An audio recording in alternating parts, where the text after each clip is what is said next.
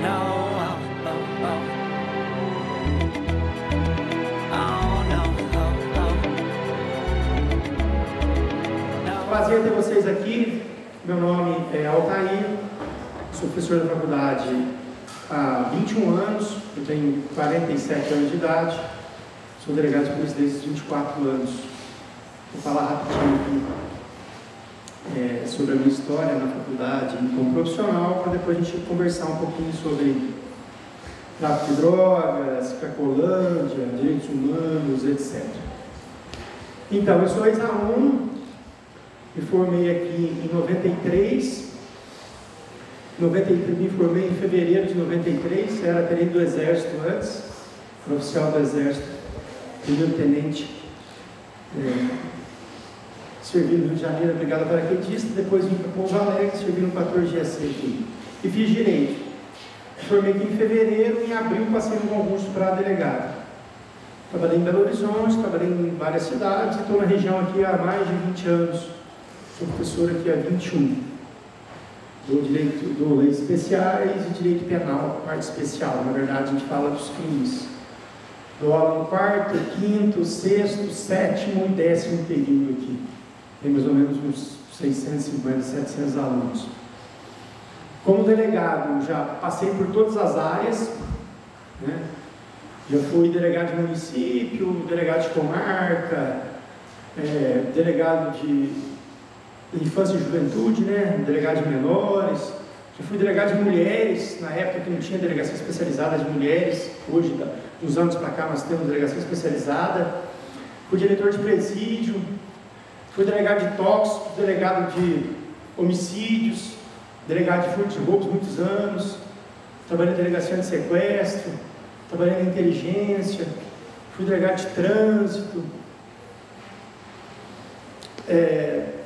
sou delegado regional adjunto e atualmente a minha função, a última função que eu exerço hoje, eu sou delegado corregedor do departamento de Pouso Alegre. O departamento de Pouso Alegre inclui 3 delegacias regionais, que é Pouso Alegre, que são 34 cidades, desde Extrema, toda Fernão Dias é nossa, Circuito das Malhas, Jacutinga, Golfino, Monte Sião, Borda, tudo ali também pertence à Regional de Pouso Alegre. Além disso, a Delegacia Regional de Itajubá também nos pertence, toda a região de Itajubá, que é divisa com o Rio de Janeiro ali, até Cruzeiro, e agora também São Lourenço, também pertence a Pouso Alegre. Então são 3 delegacias regionais, totalizando 73 cidades e 28 comarcas. Então, eu sou o delegado corregedor dessas delegacias. Delegado corregedor, a gente brinca que é a polícia da polícia, né? Minha função é orientar os policiais e quando há desvio de conduta, se for o caso, a gente faz a punição que vai da advertência até a prisão do policial. Sou eu que faço de uns anos para cá. Então vamos conversar um pouquinho sobre tráfico de drogas, né? Vamos falar um pouquinho sobre isso e sobre os direitos humanos na sociedade brasileira, tá? Na verdade, historicamente, eu sempre gosto de falar um pouquinho da parte histórica. Se você for parar para pensar, o tráfico de drogas tem muito a ver com a guerra do Vietnã. Na verdade, ao final da Segunda Guerra, os soldados americanos, os Estados Unidos sempre teve uma participação muito interessante nessa situação, né? Nós estamos vendo agora essa questão da Coreia do Norte, nós estamos vivenciando essa questão da Coreia do Norte. Os Estados Unidos deu um tratamento diferenciado para os soldados que vieram da Segunda Guerra. Então, os que vieram da Segunda Guerra, em 1945, tiveram um tratamento como heróis. Já os soldados que vieram da Guerra do Vietnã, foi a partir da Guerra do Vietnã, na década de 70, né? 74, 75, 76, na década de 70, quando eles retornaram da Guerra do Vietnã, por uma questão de interferência política americana, eles muitas das vezes foram abandonados pelo governo americano. Então não tinha trabalho. Muitos dos soldados americanos que foram para a Guerra do Vietnã, já que o serviço militar lá não é obrigatório, no Brasil o serviço é obrigatório, e E pasmem, né? Até para as meninas, para quem não sabe, o serviço militar brasileiro é obrigatório. É que as meninas são dispensadas em tempo de paz. Em tempo de guerra, vocês poderiam até ser convocadas, né? Mas nos Estados Unidos não é obrigatório. Então, o que aconteceu? Os Estados Unidos entrou na guerra do Vietnã, contra o Vietnã do Norte, na verdade, apoiando o Vietnã do Sul, como acontece com as Coreias hoje, né? Norte e Sul. E o soldado americano não queria combater numa guerra e dizer que a guerra não era dele. Então, para tentar conseguir soldados para a guerra, me parece historicamente que aconteceu com o Brasil, né, em 1500, né? O Brasil foi descoberto por um acaso e, na verdade, nós falamos que os nossos descobridores, né, não eram pessoas muito assim, de um nível muito bom, que as caravelas que aportaram aqui eram compostas por pessoas, no mínimo, né, que estavam em desacordo com a legislação da época de Portugal e da Europa. Então, os Estados Unidos foi nas prisões e recrutou prisioneiros para ir para a guerra do Vietnã. Então, ia no prisioneiro e falava o seguinte: olha, você está condenado, nós vamos fazer um acordo. Qual é o acordo? Você vai para a guerra do Vietnã, e ao retornar da guerra, você vai ter a sua pena, o que nós chamamos de anistia no direito, anistiado. E isso aconteceu, foram anistiados. Só que muitos deles voltaram sem trabalho, sem família, muitos deles feridos, né? Sem perna, sem braço, traumatizados com a guerra. E o governo americano não deu nenhum apoio. E muitos deles foram viciados durante a guerra do Vietnã. Os Estados Unidos vinha na Colômbia, comprava cargueiros de droga e distribuía essa droga na guerra do Vietnã para os soldados combaterem. Por isso que nos filmes, né, você vê muito isso. O soldado fumando maconha. O soldado americano com a mochila nas costas, com cigarro de maconha. Aí ele chegava nas aldeias vietcongs e destruía a aldeia tudo, cometia estupro, matava as crianças, punha fogo na aldeia. Por quê? Porque muitas das vezes ele estava totalmente drogado.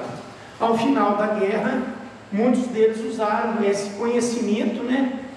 Porque o conhecimento pode ser utilizado para o bem ou para o mal. Eles usaram o conhecimento para o mal e praticaram, e começaram a praticar esse tipo de crime que é o tráfico de drogas. Então, o tráfico de drogas deu uma expandida muito grande. Ontem eu estava vendo uma reportagem sobre o pessoal de moto, né? Os Angels dos Estados Unidos, muitos deles são ex-combatentes do Vietnã, que criaram o Hells Angels, né? Os Anjos do Inferno, os motoqueiros, que hoje é tido como uma organização criminosa no mundo. Eles fazem tráfico internacional de drogas, entre outras situações. O Brasil também foi contaminado. Na verdade, o uso da droga é uma pandemia, né? Pandemia é, na verdade, uma epidemia de ordem global. Isso é uma grande verdade. Então, em termos brasileiros, nós tínhamos uma legislação de 1976, que era a Lei 6368, que tratava 2 artigos. Ou você era, que nós chamamos de usuário de drogas, é o antigo artigo 16, ou você era um traficante de drogas, do antigo artigo 12. Você era usuário, ou você era traficante. Isso é uma legislação antiga, de 76, da época do militarismo no Brasil ainda. Ela foi totalmente reformada, e nós temos uma lei 30 anos mais nova, de 2006, que é 11.334, que é a nova lei de tráfico de drogas, que regula hoje o usuário numa nova visão, no artigo 28, hoje tem uma visão do usuário como dependente, né, como aquela pessoa que deve ser tratada, em alguns casos, não em todos os casos, e você continua tendo o traficante, só que o traficante saiu do artigo 12 e foi para o artigo 33. Hoje você tem o artigo 28 e você tem o artigo 33. O 28 trata do porte da substância, que usar a droga nunca foi crime. O portar a droga que é crime. É igual a bebida alcoólica para menor, né? Não é beber que é criminoso, é vender a bebida para menor que é crime. E quem repassa também, né? Se é que o amigo maior que compra a bebida e repassa para o amigo menor, ele comete o crime. Tá certo? Só que hoje a legislação é uma legislação um pouco mais, eu falo para os alunos aqui, né? ela é um pouco mais inteligente. Por que ela é um pouco mais inteligente? Porque ela não aborda somente essa questão do uso, da dependência, e nós sabemos que tem, né? Ela aborda também outros fatores, por exemplo, a associação ao tráfico hoje. Hoje você tem muita família, a família toda presa. Por que a família toda presa? Porque a esposa, ela acaba auxiliando o marido no tráfico de drogas. Os filhos, né, os tios, os irmãos, acabam auxiliando. Que assim, como policial, você faz uma investigação de tráfico de drogas, então você pega que o Zé é traficante. O Zé sustenta a sua família com o dinheiro do tráfico. Então é nitidamente que ele não trabalha, que ele não tem profissão fixa, que ele não vai colocar nenhum, que ele vive dentro de casa, ele só roda de carro, de moto, de dia e de noite. Então quando você faz a prisão do Zé, você vai na esposa, fala, mas ele trabalha em quê? Ah, ele trabalha, mas trabalha onde? De onde que ele trabalha? De onde vem o sustento da família? Como é que paga o colégio dos filhos? Como é que paga a roupa dos filhos? Como é que paga esse carro? Como é que paga o aluguel da casa? Aí você vê que muitas das vezes, infelizmente, a família toda está envolvida, né? Então, aí o marido é preso, fica a esposa, aí passa 6 meses, a esposa é presa, fica o filho mais velho, aí o filho mais velho é preso, fica o filho mais novo. É como se fosse uma empresa. O tráfico de drogas hoje trabalha. Então, aquele que tem um ponto de droga é como se tivesse um barzinho em casa. Então, se o pai foi preso, eu tenho que continuar, a mãe continua a tocar o barzinho. Aí a mãe é presa, o irmão mais velho continua. E assim, infelizmente, nós temos isso, algumas pessoas, como se fosse uma profissão. Infelizmente, é assim. Qual é a visão hoje da questão da legislação?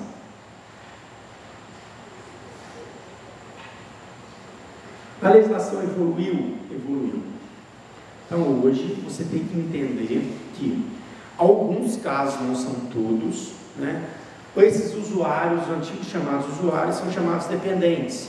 Então a legislação hoje não prevê pena de prisão.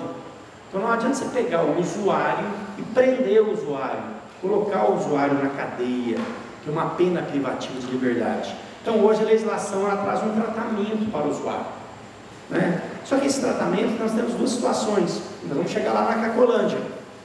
Quais são as duas situações? Uma situação é que você tem que ter local para fazer esse tratamento. O tratamento de droga é muito caro. Eu já tive vários casos aqui em Pouso Alegre e região, que os pais me procuraram, e como eu sou daqui, trabalho há 20 e tantos anos aqui, sou professor há 20 e tantos anos aqui, sou muito conhecido.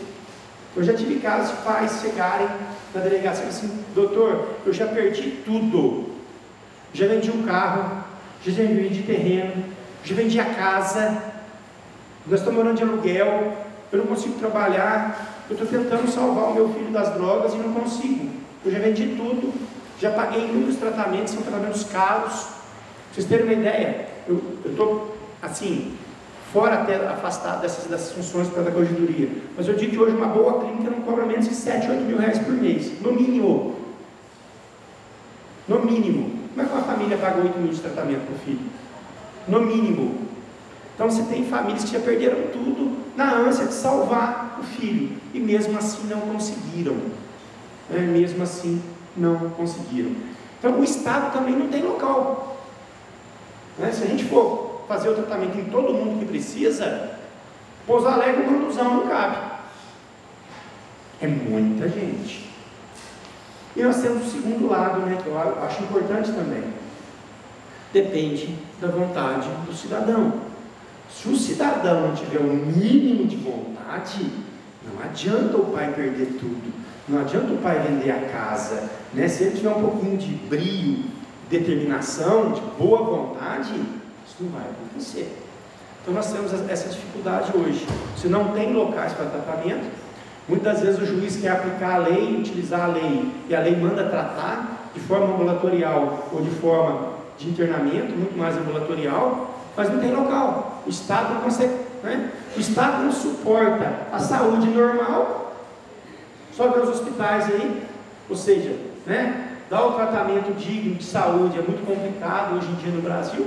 Quanta gente não consegue, fica aí no chão, na fila de espera, na porta dos hospitais, morre na porta dos hospitais porque não consegue tratamento médico normal. Imagina um tratamento especializado, que seria o tratamento para combater a questão da droga. Aí nós chegamos na Cracolândia. Como é que você deixa o centro de São Paulo, como é que uma cidade como São Paulo deixa isso acontecer no centro de São Paulo? O que está acontecendo com a Cracolândia hoje é o seguinte: eles vão, desativam, né, o Estado, o aparelho do Estado vai lá e retira todo mundo, utilizando várias instituições, eles vão e montam em outro local. Isso não adianta, é igual Andarilho em Pouso Alegre, igual ponto de prostituição. Você tira da praça, eles vão para outra praça. Você tira da porta de uma escola, eles vão para a porta de outra escola. Erradicar isso, acabar, é muito difícil, porque é uma questão que demanda tempo, né? Então, vamos questionar os direitos humanos e o uso da droga. Primeiro, continua sendo um ato ilícito, não está liberado. Segundo, o Estado tem que intervir de várias frentes. Não adianta somente colocar a polícia. A gente vê no Rio de Janeiro, o tráfico de drogas lá. Vocês lembram? Eu já fiz operações no Rio de Janeiro quando era oficial lá. Então, nós vimos há uns tempos atrás uma grande operação no Rio de Janeiro, né? Os traficantes tudo correndo no morro lá, tal. A polícia entra, mas a polícia uma hora sai. Não adianta somente a polícia. O Estado precisa colocar as outras instituições.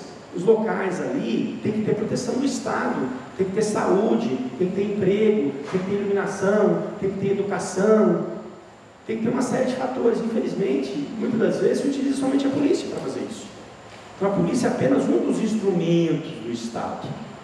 Então na Cracolândia, vem a polícia, a Guarda Municipal, a PM e as outras instituições de saúde envolvendo o município, né? Claro, uma questão municipal e estadual, e retiram, desmancham as barracas.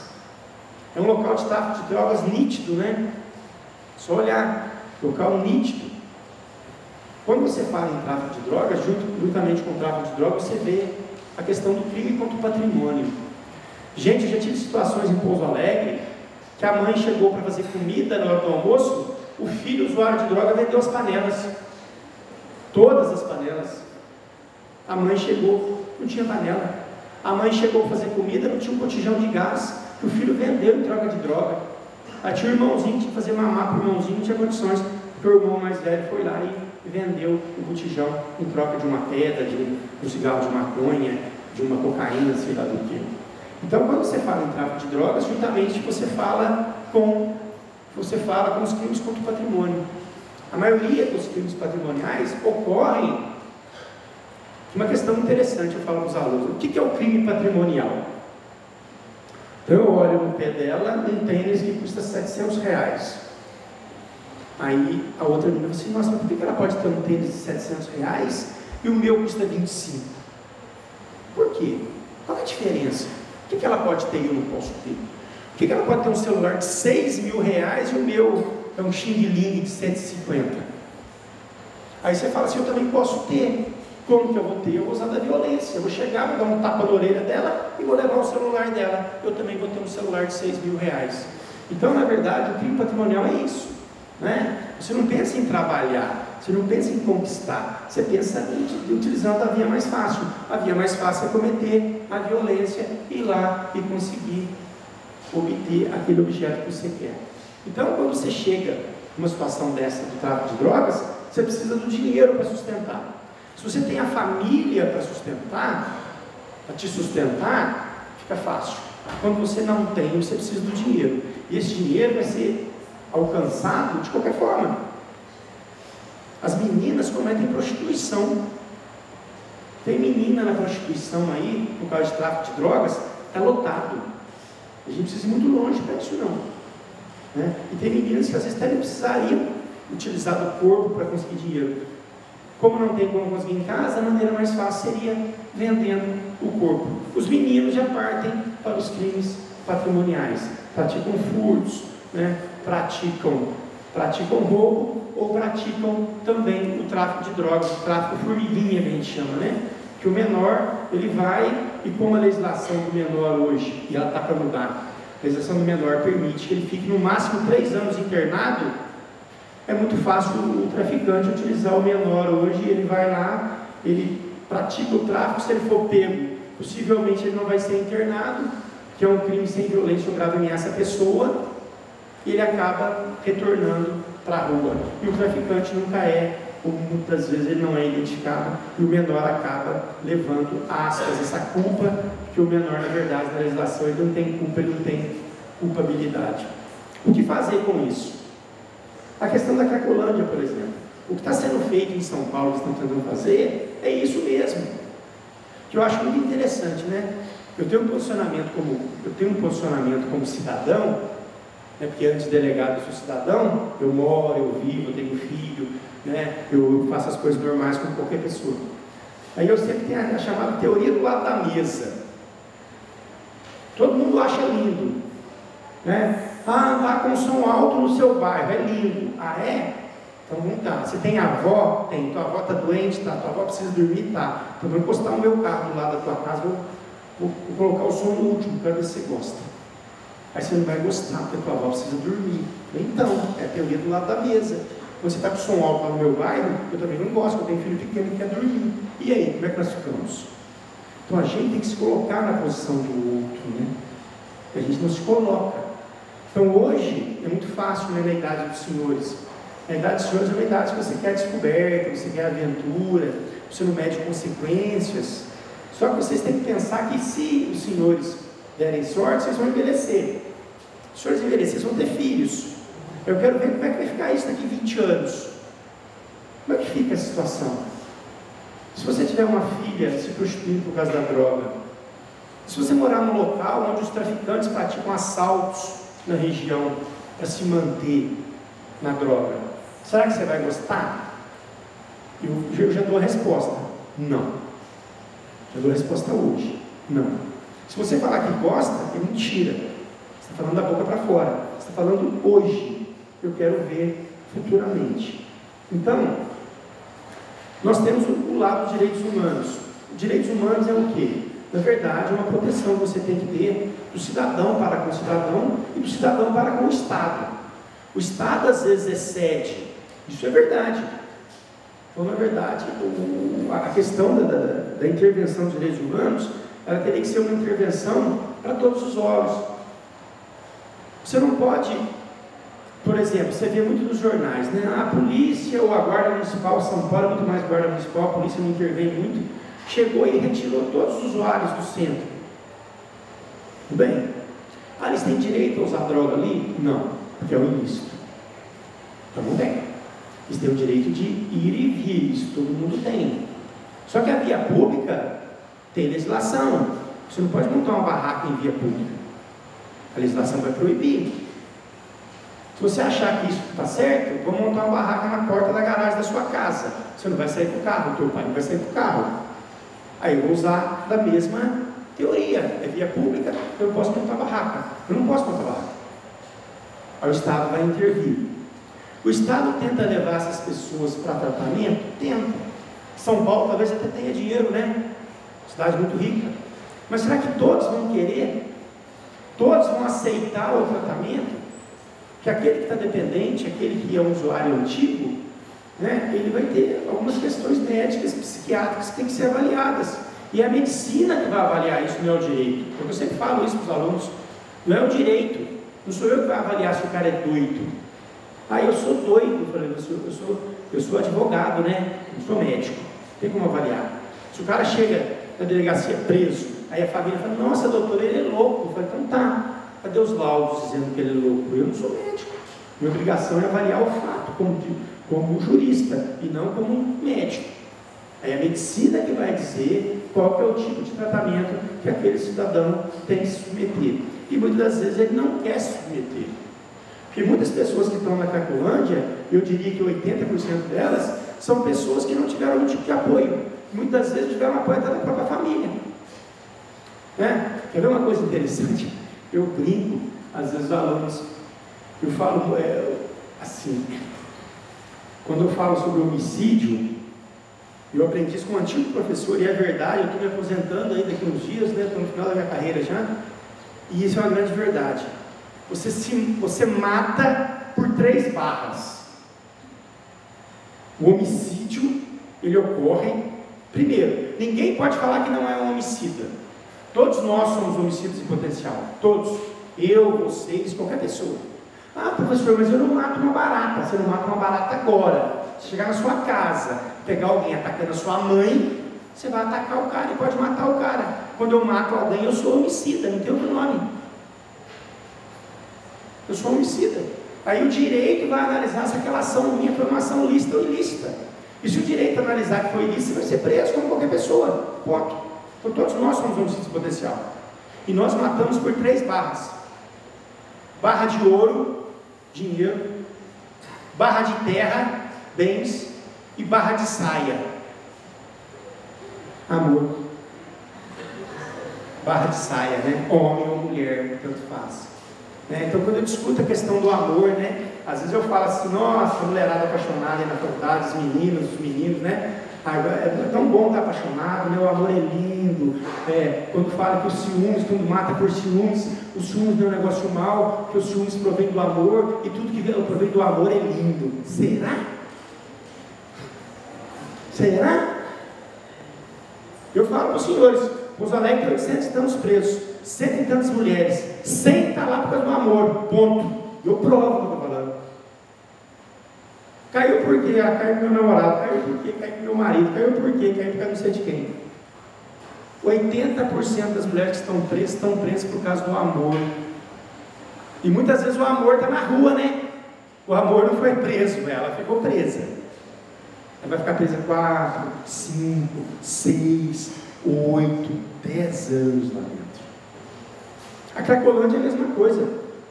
Eu garanto para os senhores. Se for pegar muita gente que está aqui, aí o rapaz fala assim, desilusão amorosa, fui traído, a Maria não quis ficar comigo, fulana me traiu, fulano me abandonou, eu vim para a rua, virei usuário de drogas. Então o amor também causa essas coisas, né? Ele tem esse dom para o bem e para o mal, que é um sentimento. Quando você fala em ciúmes, né? Matei por ciúmes, isso é bonito ou é feio?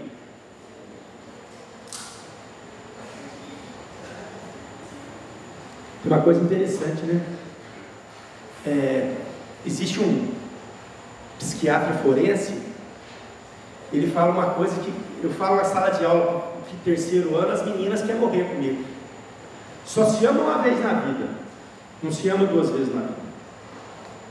E quando você gosta do menino e fala assim, você é o amor da minha vida, passa 1 ano, você fala para o outro namorado. Então você mentiu. Não é isso? Então você mentiu. Você é o amor da minha vida. Aí passa 1 ano, você fala isso para outra pessoa. Você é o amor da minha vida. Mas e a primeira, não era então? Então você mentiu. Será que essa é a verdade? Qual que é a verdade? Daqui 5 anos você fala para a terceira. Agora você que é o amor da minha vida. Você mentiu as outras 2 vezes. Então, o Palombo fala que só se ama uma vez na vida. Não se ama 2 vezes. Só ama uma vez na vida. O amor é uma vez só. Acontece 2 vezes. Então por isso que se mata por amor uma vez na vida.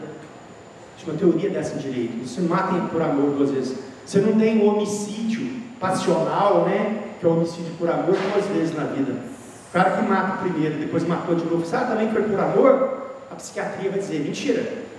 Você vai usar o amor como desculpa, né? Você vai usar o amor como uma bengala, uma desculpa.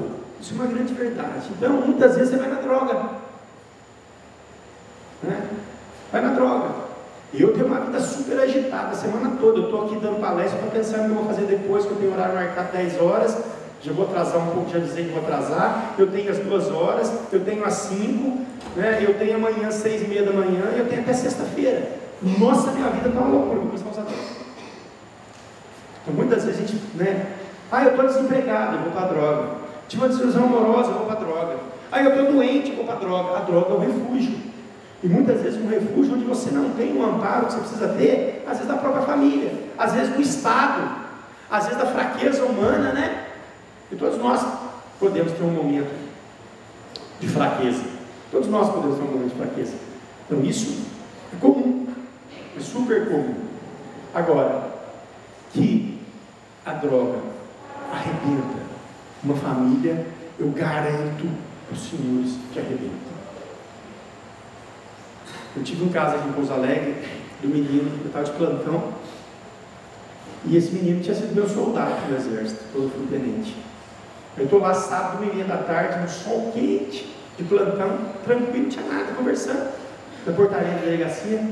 De repente chega um moleque correndo, todo suado, descalço, de bermuda, saca uma arma, coloca em cima do balcão. Acabei de matar o meu pai. Falou para mim. Aí eu olhei assim, dei de reconhecer, que fazia alguns anos, ele me reconheceu, falou: tenente, sou eu. Falou para mim.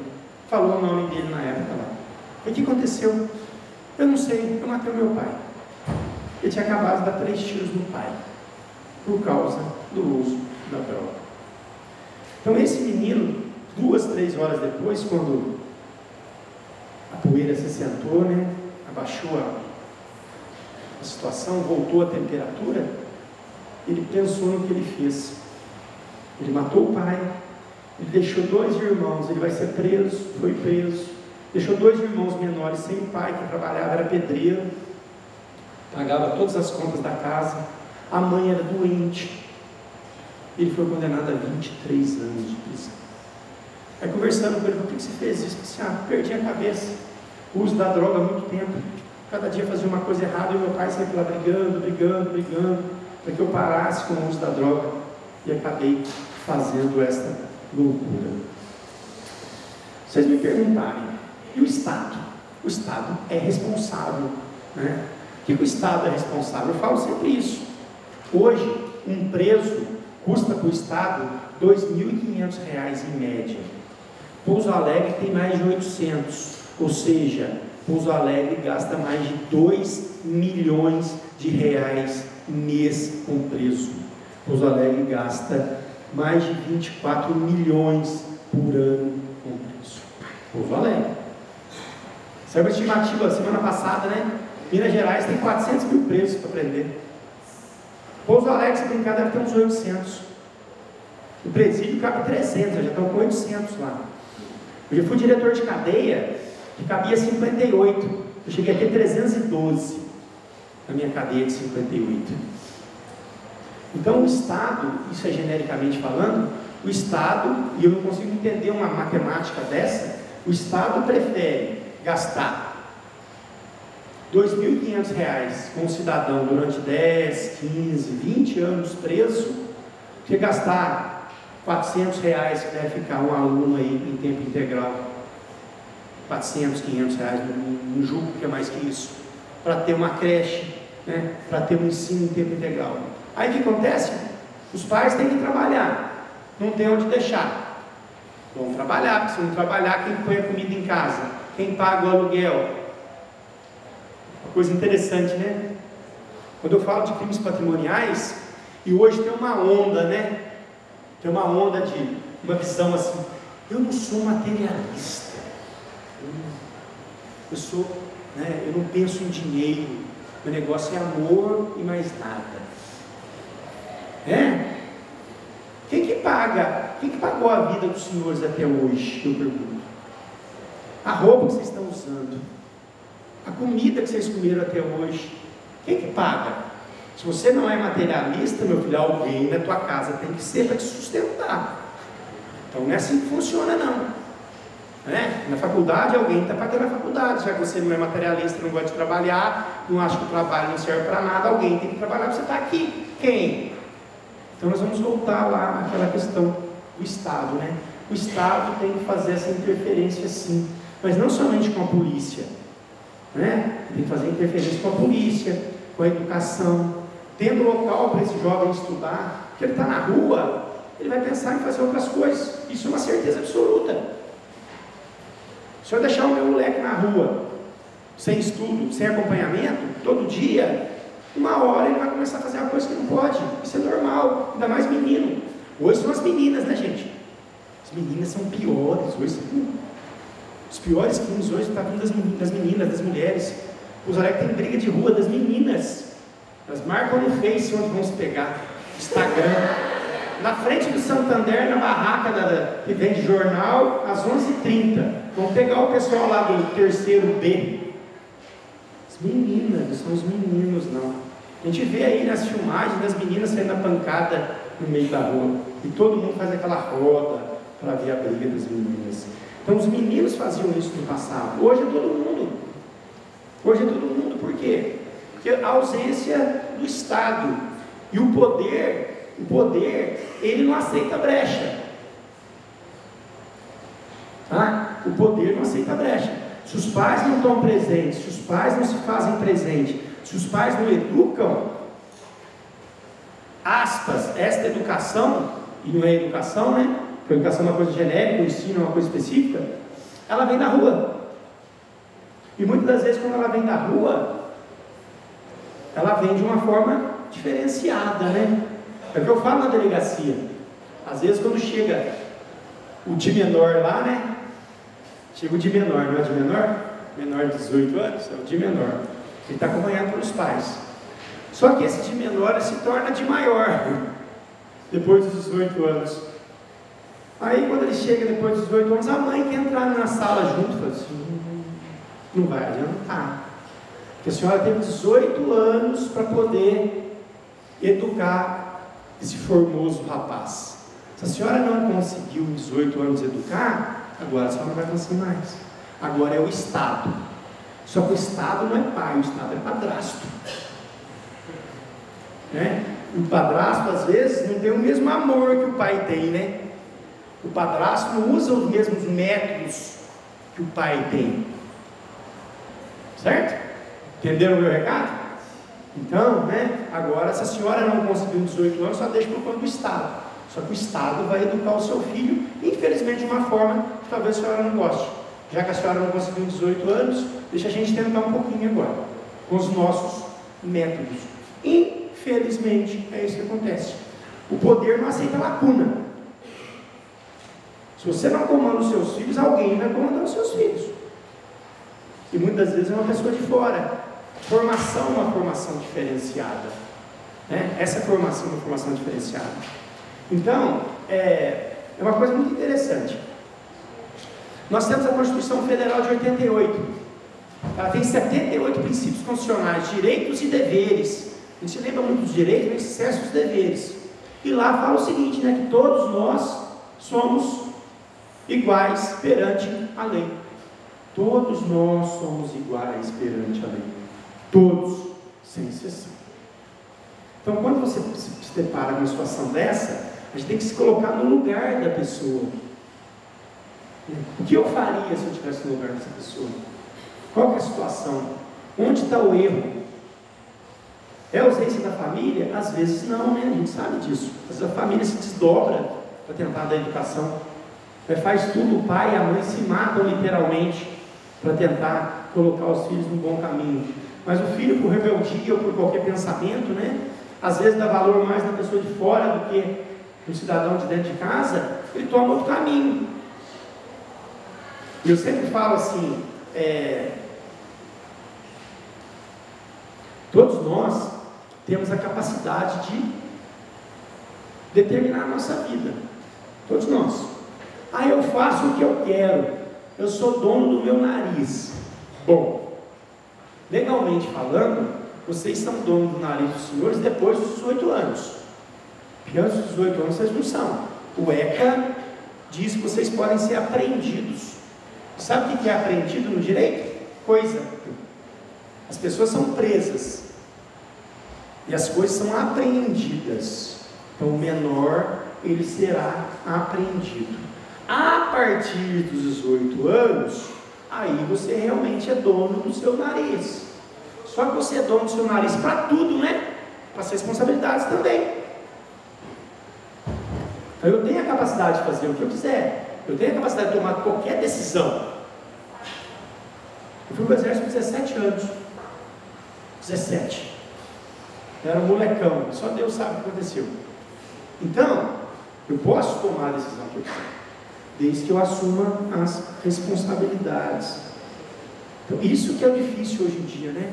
Todo mundo quer os seus direitos, mas quando você fala em responsabilidade, ninguém quer. O garoto quer transar, engravida a menina, e aí está tudo lindo. Mas e aí quando vem a criança? Como é que fica a responsabilidade?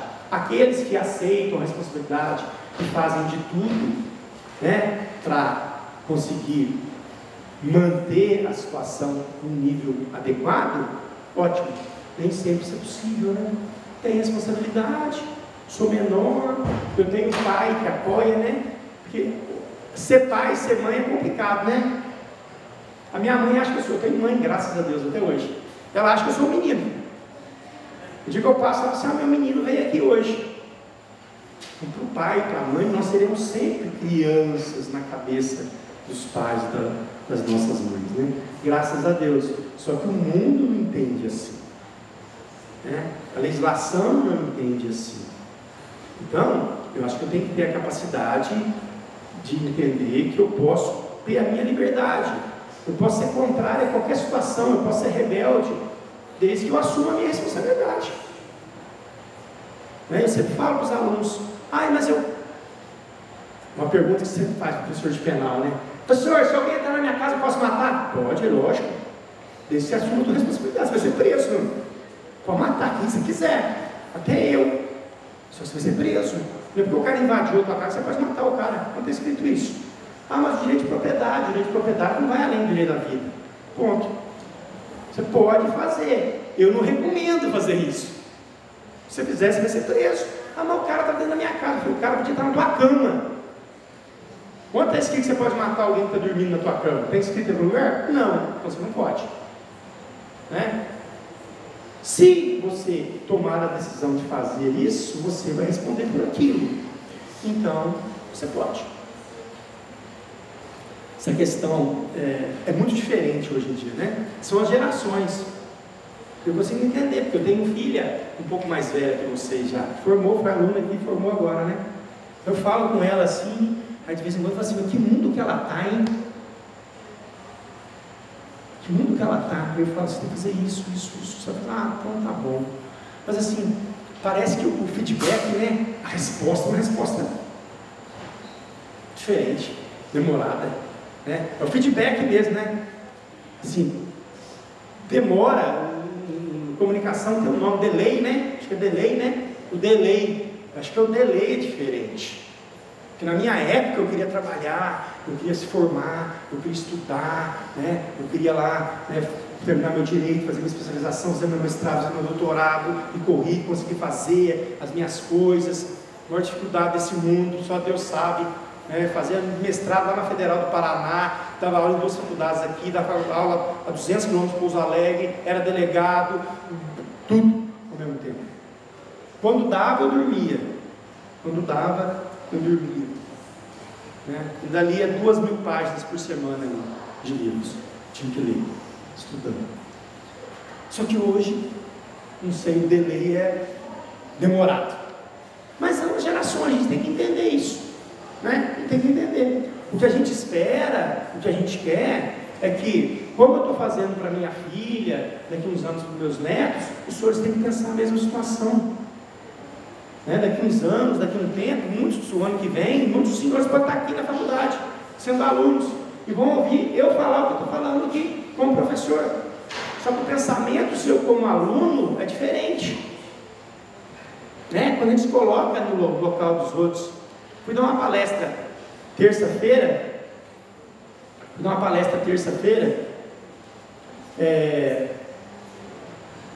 Aí uma das perguntas, fui dar uma entrevista numa rádio. Aí me fizeram uma pergunta que sempre eu ouço.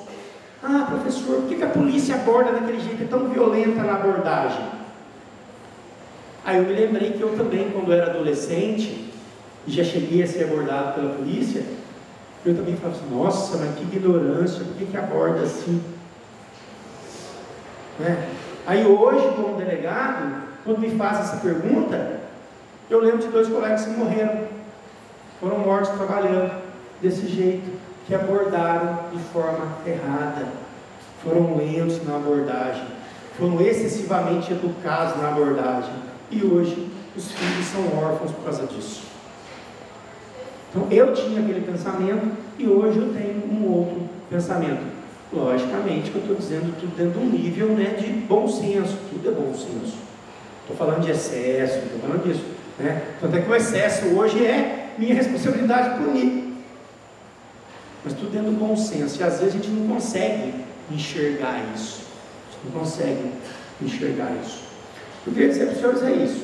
Os direitos humanos, eles existem, têm que existir. Nós vivemos num sistema Esse sistema serve para todo mundo, só que a gente tem que entender que é para todo mundo. E às vezes a gente não entende. Mas que absurdo tirar o pessoal da Cracolândia. Mas imagine vocês morando lá, tendo família lá, morando num prédio, na rua, né? Numa casa, onde dezenas ou centenas de usuários praticam crimes, praticam sexo, fazem xixi, fazem cocô na porta da tua casa. Você vai gostar? Se você gostar, você me fala, dá o endereço que eu vou mandar para a porta da tua casa. Eu garanto que não vai gostar. Me fala, dá o endereço que eu mando, tem muitos. Amanhã mesmo você vai ser presenteado antes de ir para a escola, de manhã. Teu pai não conseguia tirar o carro da garagem, vai ter uma barraca na porta da tua garagem. Nossa, isso aqui é absurdo, pessoal, igual acontece lá. Lá pode, na tua casa não pode, por quê? Não entendi. Qual que é a diferença? Aí está a diferença, né? A gente tem que saber entender. Hoje, uma questão constitucional não é aceitar a Constituição. A Constituição, materialmente, ela não existe. Nós temos a lei só no papel, porque nós mesmos, muitas vezes, não cumprimos a lei, porque nós não fazemos a nossa parte. Eu não faço a minha parte como cidadão. Eu imagino as outras pessoas. O mundo hoje é um mundo de aceitar a diferença, gente. A tolerância. Nós temos que ter tolerância, né? Nós temos que procurar um caminho para a resolução desses problemas. Eles devem ser tratados, os traficantes lá devem ser presos, e são muitos traficantes. Muita gente ganha dinheiro. Vocês sabem que o grande traficante, o Escobar, por exemplo, o Pablo Escobar não usou droga na vida dele. Nunca. Não deixava os filhos dele usar. É só ver, tem um livro aí, o filho dele escreveu a história da vida dele. Eu, filho de Pablo Escobar, pergunta se o menino usou droga alguma vez na vida. Nunca, porque o pai não deixava. Que coisa estranha, né? O negócio é tão bom que ele não usa. O negócio é tão bom que os filhos não podem usar. Mas ele pode ganhar dinheiro com isso. Ele tem que parar para pensar. Tem alguma coisa errada, não tem? Tem alguma coisa errada. Ou seja, né? Muitas das vezes nós somos instrumentos para o mal praticado.